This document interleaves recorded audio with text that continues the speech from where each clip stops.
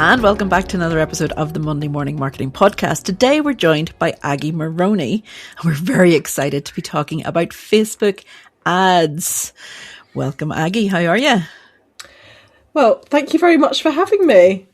You're very welcome. Facebook ads is something that people either love or hate, but most people tend to run in the opposite direction when they have to, think about doing them, or when they actually have to look at the back end of Facebook to start them. So I'll leave people's fears, hopefully, today. And because I have taken a couple of Aggie's courses of the Facebook ad courses, and fabulous. So that's why I knew she was the one to have on the podcast to explain everything you need to know about Facebook ads. So Aggie, what businesses should use Facebook ads? Well, I'm obviously going to say all of them. But I just wanted to touch on what you said, that so many people are nervous and run the other way. And it's so common and it's so true that it holds so many people back. And the thing that holds most people back, and it shouldn't, and I'm going to explain why, is the tech side of things.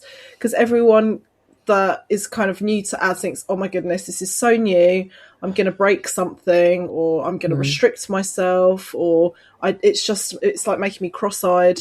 Because a lot of founders that I work with are very creative. So for them, tech and creative doesn't mix. They're like, no, it's just not how my brain works. The good news is you only have to set the tech up once. And once it's done, you just have to do the creative bit. So I wanted that's the block that holds a lot of businesses back. So I just want to say it's not a block. And if you really don't want to do it, you can pay someone like me to do it one-off service for you, and it will be up and running. The thing that I think a lot of businesses freak out about isn't needed, because AI is coming in so much for it. And I just think that the way organic social media is now, it's so hard to get good reach. And I think a lot of the platforms kind of gaslight us a bit and say, oh, your content's just bad if you're not getting any eyes on it. It's not possible that everyone's content is bad, that because it's so hard. Everyone is struggling with this. It's not just, the occasional person. This is like everyone I speak to is like pulling their teeth out. Pulling their hair out. Pulling your hair out. And their teeth probably as well. Probably. But it's a pay-to-play platform. Now, it is now, people hate it when I say it, because they're like, obviously you'd say it. You're an ads person. Of course you're going to say we need ads. If you look at how your own social content performs, most of it will tank. Okay, you won't get much visibility. They used to say, 5% of your followers see your content. I think it's less. Probably. I think it's like 1% or less than 1%. And a lot of smaller businesses don't have email marketing set up properly, or they don't have other stuff churning. So yes, it is a precarious place to be if you're just relying on your organic social media to grow your business. But if you are, good is like a subjective word, but if someone forced you to do it, and you would create social content, because let's be honest, most people, they'd rather be doing 1,000 other things than creating organic posts. And this is just from my conversations I have with people. They're like, I hate it, I hate creating stuff. But if you knew that you could just say test 10 things organically, and if a couple of those things perform better than the others, so I'm not saying that they went viral or that they got hundreds of likes and comments, but did better than the others, so that your benchmark is the average, if it did better than the others, and you could put that into a very low-cost ad campaign for £2 or £3 a day that you could just leave ticking along just to introduce people to your business while you're sleeping. Surely that is what you want organic social to do for you anyway, just to be visible to people. So I think there's this misconception that the tech is terrifying. And don't get me wrong, there's you can tie yourself in knots on the back end of Meta. I'm the first to admit that it's not always straightforward. But once it's sorted, it's done. And then you don't have to spend loads and loads of money just to get your business out there. Because essentially, if you've got something that people want, whether it's a product or a service, it is usually just a case of getting in front of more of the right people. And that's what people struggle with organically, is they just don't reach new people. And a lot of people still reach for the boost button. What is our opinion on the boost button? So a lot of ads people hate the boost button. I'm not against it. I think if it gets you comfortable with like the psychology of spending money to get your stuff seen, I think that has its place. I think the problem I have is when there's expectations that aren't realistic with what a boost is for. So, just a quick like TLDR of what is the difference between a boost and an engagement like post or an engagement campaign. So, when you're boosting something, hopefully it's because it's a post that's done really well organically. And it's something that has a business, if you're doing it for business, has a business purpose. So it's not a picture of your dog if you sell insurance. You know, it's something that is related to what you do professionally. And you can put a couple of pounds on it for a few days, and it literally boosts it. It just puts it out in front of more people. Now, this is fine if you have a post that has had a lot of engagement. Maybe you got a few nibbles on that post, you know, maybe someone sent you a DM or they shared it, or, you know, there's like this signal that it's done well. That is usually a good sign that it will do well if you put it in front of new people. So that's the kind of, a boost is good just to get a bit more visibility for hardly any investment, and you don't need to know any back end of tech of anything. If you want to be a little bit more consistent with it, and boosts like fluctuate, you know, you can literally do it for 2 days and it's gone. It's like a flare for your business. If you want something that is like, you know, a floodlight, not a flare, that's when you have an engagement campaign. So for the same budget, you can promote more than one piece of content. So you can have 2 or 3, and then you're kind of seeing what your audience are responding to. So the meta algorithm will say, oh, okay, actually that carousel is doing much better than the video, so we're going to spend all that money on the carousel. Whereas if you'd just posted the video for the £2, you probably wouldn't have got as much of an impact because people haven't responded to it as well. So you just get more for your money. And also, when you boost, people don't know this, not many people know this, if you're boosting from an Apple device, so you've got an Apple phone, like an iPhone, Apple take 30% off your boost budget as an admin fee. So if you're spending £10, £3 of that will never get spent on your business. It's just taken off. If you do an engagement campaign, the full £10 is spent on your ads. So it's cheaper. It's crazy. Yeah, it's all these sneaky charges everywhere. So let's say somebody wants to do ads for the very first time, Aggie, and they've heard that they have to put the pixel on their website in order to do any kind of ad. Is that true, or is that only for certain types of ads? So it's best practice too. Okay, so technically you don't need to have a pixel in place if you want to do an engagement campaign, so like the boost, the proper campaign. However, it's just natural that if someone comes across your business organically, or bought this engagement campaign, and your account is optimized. So what do I mean by that? You've got your URL to your website on there. Maybe you've got some highlights on your Instagram account showing, you know, testimonials, services, however you've made it so it's literally a window shop for you. It's very likely someone is going to visit your website. So if you don't have that pixel on your website, you're missing that high intent traffic that's hitting your websites. So then Meta doesn't know that person is particularly high intent, so it won't show your ads necessarily to that person again. So the more high intent signals Meta has from your ads, the more it self-optimizes. So what that means is it self-improves all the time. So every signal you get, the algorithm is learning about your business and like, oh, that type of person clicked on the link and went to the website. Let's go and look for more of those people, because they have thousands of data points on everybody. Every time you linger on every time you linger on a post, every time you click something, share something, the amount of memes I forwarded in WhatsApp, anything, they know everything about you. So all those signals, it's kind of in your interest to have the pixel on there, because you're going to get better traffic for your money if Meta knows more about the people that you're trying to look for. So the pixel, again, is this techie bit that people freak out about. And I remember being that person thinking, crumbs, I know nothing about coding. I don't know anything. Like, what is a pixel? I remember that feeling. Your stomach sinks. You're like, oh, I don't want to do it. The good thing is, for most web platforms these days, whether you're on WordPress, Squarespace, Shopify, whatever platform you use, most of them have automatic integrations now. So as long as you know where to find that pixel code, which is very simple when someone shows you, so it's simple when you know how, right? When someone shows you that pixel code and you go into your settings and integrations, it will literally say, paste your pixel here, and it integrates it for you. So again, it's like a barrier that it shouldn't exist. But as soon as you know, suddenly you're like, oh, actually, maybe I'll give it a go. I don't feel that nervous about it now.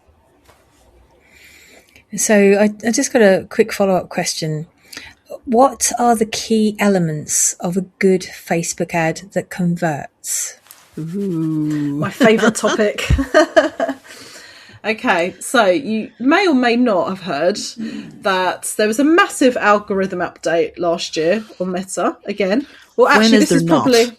But this was big. Like, this was a proper big update. I'd say the first big one was, well, the last big one was in 2021 when the whole privacy updates changed. This is the second big one that's happened since I've been doing this professionally. And it basically changed how the algorithm works. So a lot of it is AI now. Yeah. So you need to learn how to give signals to the AI to give your ads a good chance. So a couple of things. Another barrier a lot of people worry about is their targeting, their audience targeting. This does not exist really anymore. Your AI knows who to show your ads to better than you do. You might have this like little vision. It's like, oh, it's women 35 to 45 that shop in Harrods. That's just your dream. That's not reality. Like, the AI knows who's buying your stuff. So you just need the right messaging and the right like visuals to talk to that person. So this is why it's really important. And this isn't a criticism, because every ads person, like professional ads person, has done this, because this used to be okay. You'd be in the shower thinking about your campaigns, thinking, oh, what ad shall I promote today or make today? And you'd have this amazing creative idea and just post it or, publish it, and you'd hope for the best. You just cannot get away with that now. You need to be a lot more intentional about what you're showing in your ads. So think about the Mad Men days in the 50s when people were thinking about the real motivations and the emotions that you're trying to get people to feel. That is what you need to do now. So just quickly, are you targeting people with your words in a way that meets them where they are? So what I mean by that is, are you just trying to get people that are ready to buy? And I'd say 99% of ads do this, which is why they don't work. They're like, oh, here's this thing, here's the offer. And everyone's like, hang on a minute, I don't know who you are, I don't know what this thing is, and I'm a bit like taken aback, I don't know what's going on. So you need to kind of gently introduce your brand to people. Some people know exactly who you are, exactly who the product is, what the product is or service, and be like, actually, you've just nudged me. I know I actually need to buy that thing. So it's been on my mind for ages. Other people don't even know they have a problem. They've just been tolerating something. It's like, oh, something exists to help me with this. Wow, brilliant. And then they'll go off and research it, and they'll probably come and visit your website 1,000 times before they actually commit to buying from you, because your ads have told them that you are the only choice. So the buyer journey is actually longer than people expect. People think, oh, they're going to see my ad once and I'm going to be a millionaire. No, people don't buy like that. Like, if you're on scrolling on your phone, half the stuff you see, you don't even register. Your brain is blocking out a lot. So you actually need to see an ad a few times to register. And then you need to consider whether you buy it. And most people don't not buy because they don't want it, but they're thinking, do I actually need this thing? Because 95% of the things we buy, we don't actually need. So then there's a hesitation, and then you have to show them again, and then keep reminding them, and then they buy. So it's kind of like different messaging and different creatives in your ads are really important now. That's the only thing that makes people buy. That's what I was going to say, because if you have the same image on all your things, then even if you change the text out, the image stays the same. You get image blind, and you're like, I've seen that. It's the same. It's not going to tell me anything new. What I've seen a lot recently is that ads are, long, they're very wordy. It's almost like, they're taking you through an entire story of their life and their love and their hate and their everything else, only to sell, dog worming tablets. Yeah, exactly. It's like, did I really need to know that your first husband did, X, Y, Z? Do those work? It's interesting that you're saying the shorter that. ones? People react to different things. So for you, it could just be your personality type. There's the different colours and spectrums of different, like, whether you're outgoing or introvert or extrovert or all these things. People absorb things in different ways. Some people love a story, whether it's in a video where you've got the founder talking through, like, I had this like horrible traumatic event happen to me and I realised there was no support, so that's why I set up this thing. People buy into that. Founder stories always perform well. So if you're listening to this and you're thinking, I have no idea what to run, just talk to camera like this about your business and people will buy from you. It's like the quickest, cheapest, easiest ad to run. But some people react to short copy. Other people love to understand what they're looking at. So if you ever come across my account on Instagram, I always share ads I like in the stories. And one of them was literally an incense stick in someone's hand. Like the most ugly picture in the world. I was like, It caught my attention because I was like, why is there a picture of someone holding a stick? But then the whole story was about this Palo Santo wood and why it's so special, where it comes from and how it's dried in the forest naturally for all these years and blah, blah, blah, blah. And I was like, oh my goodness, I had no idea there was so much to this. And suddenly I was like looking on the website and how much it was and everything. I was like, they sucked me in. They sucked me in good and proper, So people respond to different things. And sometimes education works really well in ads because you're generating demand for your product or service. So now we've got some idea of what to put into our ad. How long should we run an ad before deciding whether it's working or not? And what metrics should we be paying attention to instead of vanity metrics? So this is a really good question. And this really depends on each business. So different business models as well as different sort of business maturity, what they're selling. There's all different metrics that are important.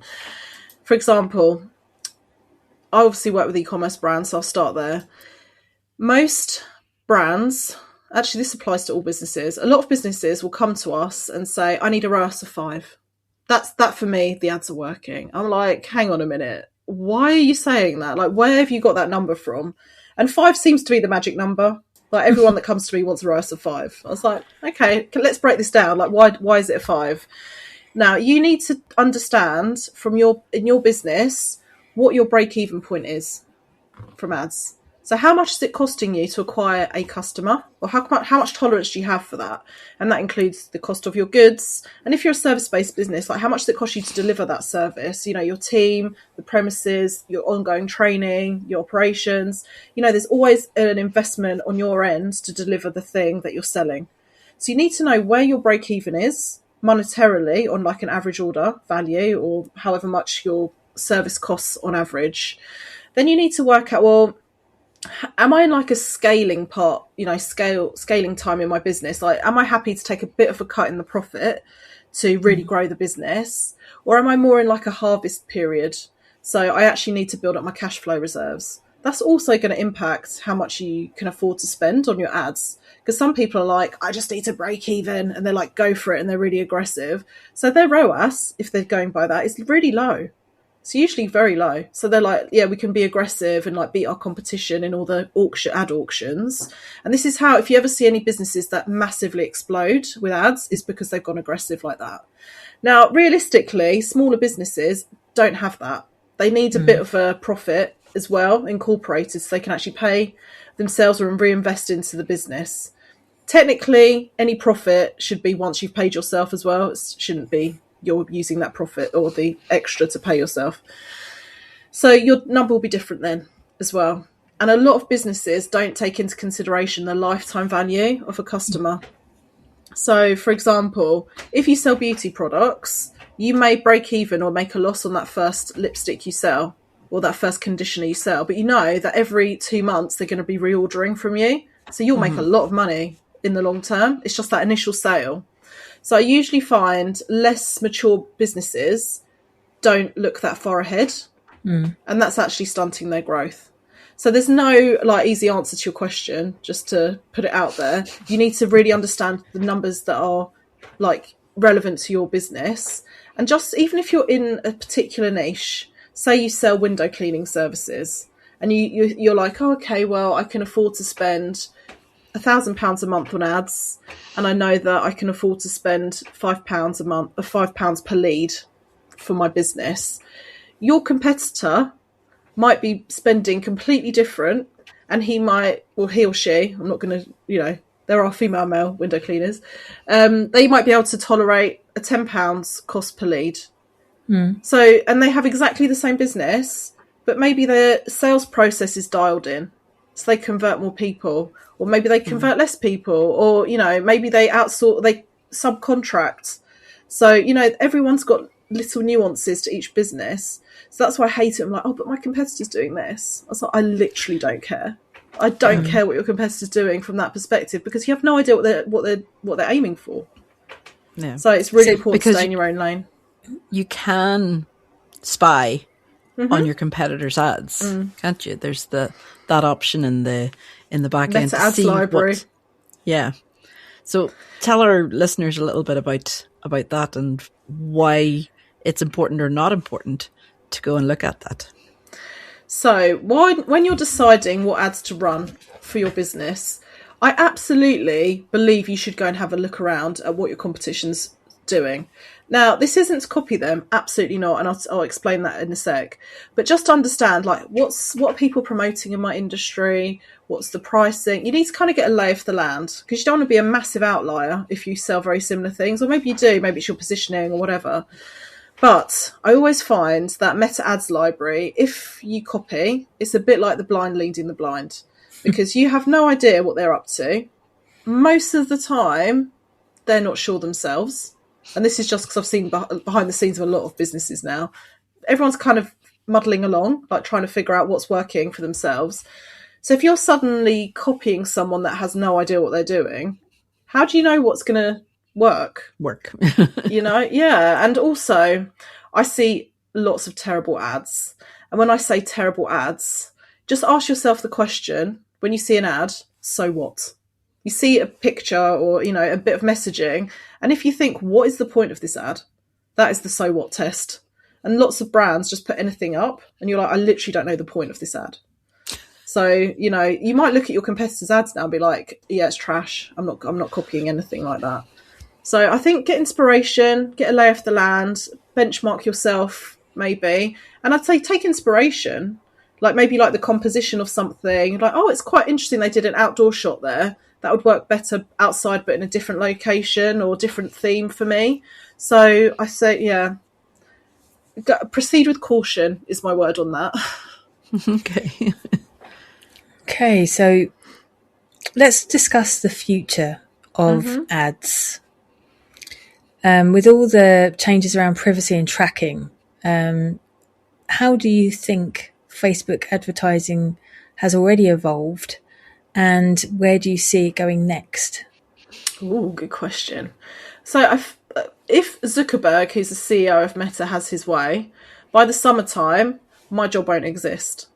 So his vision last year, and it's kind of a bit of a PR stunt in my opinion, especially if you've ever dealt with the customer service of Meta ads, it's like diabolical. Yes. So yeah, he was like, by summer 2026, everything's going to be AI driven. You'll literally have to put in the URL of your business, what your return target is, and give us money, and we'll create the ads, create the copy, find the people for you, and make you money. So like a money printing machine. That's the dream. And to be honest, with the way AI is evolving, maybe that will happen in the future. But there's also a bit of an anti-AI undercurrent happening where people still want genuine connection. And you can see like the AI UGC content you see, where it's like the fake AI people saying this product's amazing and blah, blah, blah. It's not good. Ethically, people don't want that. 6 finger hands. Oh yeah, with the 6 fingers. I was wondering what that was, and I was like, is this a hand signal? I should know. Or the red eye. But that's it. That's improving. So the creative element is improving, but people are wising up to it too, and they're like, that's not a real person. And so you automatically distrust the brand. So I'm intrigued to see what happens. I also know that when business owners are running their own ads, it's one of 1,000 jobs they have. So they won't necessarily want to also be doing their ads. Because I do believe anyone can run ads. I strongly believe that. That's why I have my course. I think if you want to learn, it's a skill. You just learn the skill. But do people have the time? Is it in their zone of genius? And do they really want to? You know, you could still run your ads yourself now, but I think AI will definitely help. It's the creative bit that people struggle with. It's moving away from a techie skill to more like a creative role. Yeah. And that is hard to replicate with AI, I think. Yeah. We've been calling it Facebook ads, but technically Meta has lots of different platforms. So when you put up an ad, it's seen on Facebook, it's seen on Instagram, there's a WhatsApp option. Is there a Threads option now too? Recently, yeah, that launched last year. So this is like a really good point. So there is kind of like, people use it like interchangeably, Facebook ads and Meta ads. So when Facebook rebranded to Meta, it kind of encapsulated all the platforms that Meta actually own. So when people say Facebook ads, they also mean Instagram ads and Threads and Messenger. And they have something called Audience Network. So it's all their third-party partnerships. Yes, those are like games and stuff. I've seen some things pop up that... So if you're on an app, and you know that you get those annoying ads that pop up sometimes, that could be from Facebook. So that's Audience Network. WhatsApp ads are coming, and I think they're testing it already on business WhatsApp. I really hope it doesn't come to personal WhatsApp. It would just be so like disruptive to be messaging your friends and just having all these things whizzing around. It'll be irritating, I think. Yeah. Yeah. No, I think even with with Messenger there, my mum, she's in her 80s and she's on Facebook, and the minute the AI thing popped up on Messenger, she's like, oh, I don't want to use that anymore. I don't want AI anywhere near me. So, you know, a lot of people, like you were saying, AI is having that effect of, I don't want to look at AI, I don't want to hear from AI, I don't want to read AI. You know, it's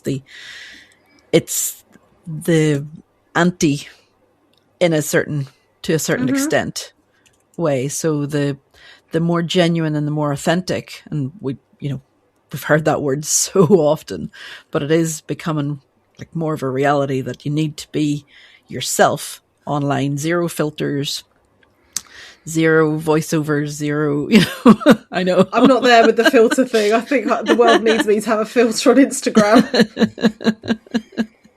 But there's some, that are so, they might be a real person, but the filter is so strong that you're scary. Like, that looks AI to me, it's too perfect, But yeah, it's all coming. Can I ask you one last question, please? Absolutely. If you could give business owners one piece of advice about Facebook ads or Meta ads, what would it be? So I think there needs to be an element of courage there to test new things. And I think if you have a business, you have that in you, because you kind of need to have a bit of gumption to have a business. I think you just would not survive long term without it. So try and channel that into testing out Facebook ads or Meta ads even. Get training. Don't just go in there blind, because you can get overwhelmed and it will put you off. But it's such an unlock for businesses, because suddenly you're not trading your time to promote yourself. Oh, my earphone just fell out. It just ticks along while you can focus on other things. So my advice is be brave, try something new, and just think you're giving a service to the world to put the thing that you do in front of more people. Because essentially most businesses exist to serve, whether it's with a product they sell or with a service. You're there to help others. And if you don't get in front of the people that need you, that's actually a disservice in itself. So that's how I see it. I agree. Very good point. Aggie, where can people find you? So you can find me on Instagram, and my handle is @WhiteBeadDigital, or on LinkedIn, Aggie Meroni. Brilliant. Thank you so much for coming and sharing loads of information. Do listen back, guys. Get a pen and paper, note it all down. Connect with Aggie on her socials. See when her next course is coming up. I highly recommend it, even just to get, over the initial fear of opening the Meta Business Suite, to start your ads and to look at things like that. And if you do want somebody very knowledgeable to run your ads for you, to set them up for you, do contact Aggie. It has been a pleasure to have you here today, Aggie. We'll be back next week with another episode of the Monday Morning Marketing Podcast. Until then, bye-bye. Thank you. Bye. Bye.